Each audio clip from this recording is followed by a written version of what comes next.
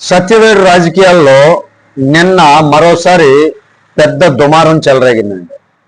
ఇప్పటికే వివాదాలతో వార్తల్లో నిలిచినటువంటి సత్యవేడు ఎమ్మెల్యే కోనేటి ఆదిమూలం గారి కుటుంబం నుంచి నిన్న మరోసారి సంచలనమైనటువంటి వ్యాఖ్యలు బయటకు వచ్చాయి. ఎమ్మెల్యే గారి కుమారుడైనటువంటి సుమన్ ప్రెస్ మీట్ పెట్టారు. ఆ ప్రెస్ మీట్ పెట్టి ఆయన చేసినటువంటి ఆరోపణలు సోషల్ మీడియాలో పెద్ద వైరల్ అవుతున్నాయండి. సత్యవేడు ఎమ్మెల్యే కోనేటి ఆదిమూలం గారి స్పెషల్ ఏంటో ప్రత్యేకంగా చెప్పక్కర్లేదు ఎవరికి కూడా. ఆయన వీడియోలు గతంలో సోషల్ మీడియాలో ఎంత వైరల్ అయ్యాయో అందరికీ తెలిసినటువంటి విషయమే. ఆయన మహిళతో ప్రవర్తించినటువంటి తీరు ఆ బయటపడినటువంటి తర్వాత పెద్ద ఎత్తున విమర్శలు కూడా వచ్చాయి. ఆ ఘటన జరిగినటువంటి గంటల వ్యవధిలోనే తెలుగుదేశం పార్టీ ఆయన్ను సస్పెండ్ చేసింది. అప్పటి నుంచి ఆ నియోజకవర్గంలో అసలు పెత్తనం మారింది, మరొకరి చేతిలోకి వెళ్ళింది అనేటటువంటి ప్రచారం బలంగా నడుస్తోంది.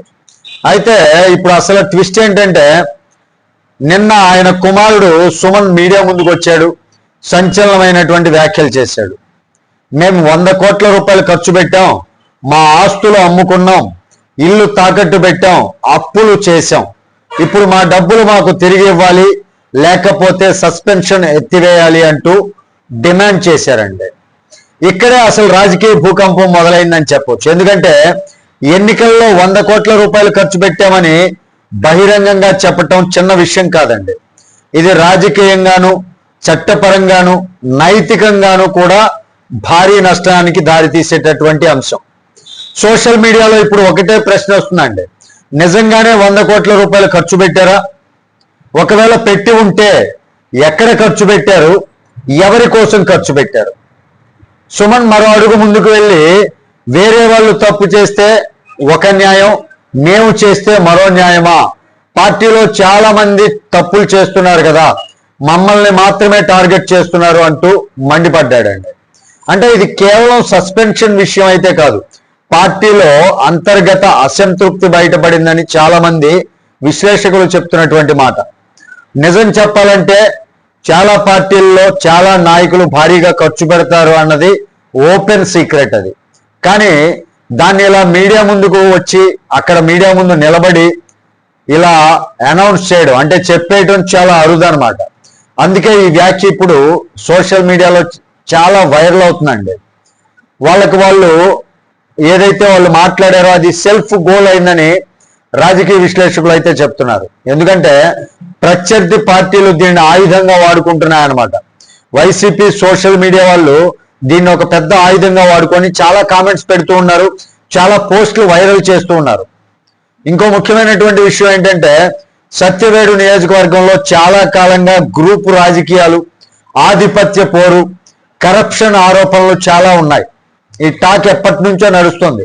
అక్కడ నిజమైనటువంటి పార్టీ కార్యకర్తలకు న్యాయం జరగడం లేదని, స్థానిక స్థాయిలో కూడా అసంతృప్తి ఉందని చాలా మంది చెబుతున్నటువంటి విషయం. ఇప్పుడు ఈ ప్రెస్ మీట్ ఈ అంతర్గతంగా జరిగేటటువంటి యుద్ధానికి నిదర్శనమని చాలా మంది అంటున్నారండి. సుమన్ చేసినటువంటి డిమాండ్ కూడా చాలా ఆసక్తికరమే. డబ్బులు ఇస్తే వెంటనే రాజీనామా చేస్తామన్నటువంటి లైన్ ఇప్పుడు మరింత వైరల్ అవుతుంది. అంటే పదవి కంటే డబ్బే ముఖ్యమా, లేక పార్టీపై ఒత్తిడి తేవడానికి ఈ డ్రామానా అన్న చర్చ అయితే మొదలైందండి. ఇప్పుడు తెలుగుదేశం పార్టీ ఏం చేస్తుంది, వాస్తవానికి ఇలా బహిర్గతంగా వచ్చి మేము ఇంత డబ్బులు పెట్టామంటే ఎలక్షన్ కమిషన్ చూస్తూ ఊరుకోదు. ఎలక్షన్ కమిషన్ వాళ్ళపైన కేసులు పెడతారు, సిబిఐ రంగంలో దిగుతారు, ఇన్కమ్ ట్యాక్స్ డిపార్ట్మెంట్ వస్తారు. ఇలా వాళ్ళు సెల్ఫ్ గోల్ వేసుకుంటున్నారండి. ఇక్కడ తెలుగుదేశం పార్టీ ఏం చేస్తుంది అనేది పక్కన పెడితే పార్టీకి కూడా బ్యాడ్ నేమ్ వస్తుంది.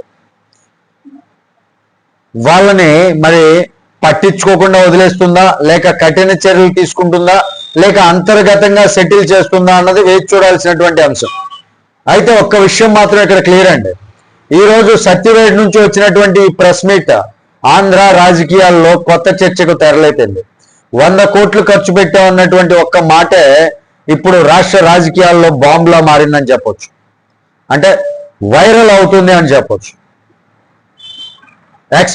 ఎక్స్ పార్టీ వాళ్ళు ఉంటారు కదా, అంటే వాళ్ళకి ప్రత్యర్థి పార్టీ అంటే వైఎస్ఆర్సీపీ పార్టీ వాళ్ళకు ఒక ఆయుధంలా చేతికి దొరికిందని చెప్పొచ్చు. మరి ఈ వ్యవహారం ఎక్కడికి వెళ్తుంది? ఎమ్మెల్యే పదవి వరకు వెళ్తుందా? పార్టీ హైకమాండ్ జోక్యం చేసుకుంటుందా? మరి దీనిపైన మీ విలువైనటువంటి అభిప్రాయం ఏంటి అనేది కామెంట్ రూపంలో తెలియజేయండి. వీడియో నచ్చితే ఖచ్చితంగా లైక్ చేయండి, ఛానల్కి సబ్స్క్రైబ్ చేసుకున్నాను కొంచెం సపోర్ట్ చేయండి. తిరిగి నెక్స్ట్ వీడియోతో మిమ్మల్ని అందరినీ మీట్ అవుతాను. అప్పటి వరకు సెలవు. జై హింద్.